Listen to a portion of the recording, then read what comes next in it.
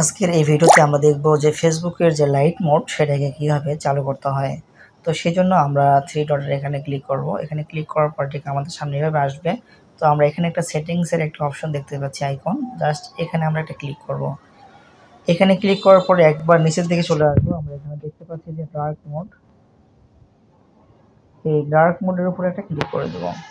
দেওয়ার পরে দেখতে পাচ্ছেন যে এটা অফ রয়েছে, জাস্ট উপরে একটা ক্লিক করে এটাকে অন করে দেব।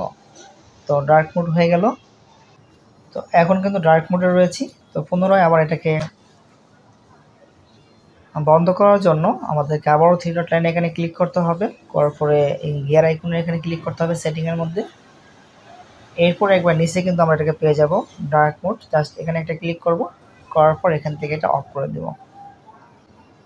তো আশা করি বুঝতেই পারছেন যে কীভাবে আপনারা ডার্ক মোড চালু করবেন এবং অফ করবেন। তো ভিডিওটি ভালো লাগলে অবশ্যই একটি লাইক করে দিন।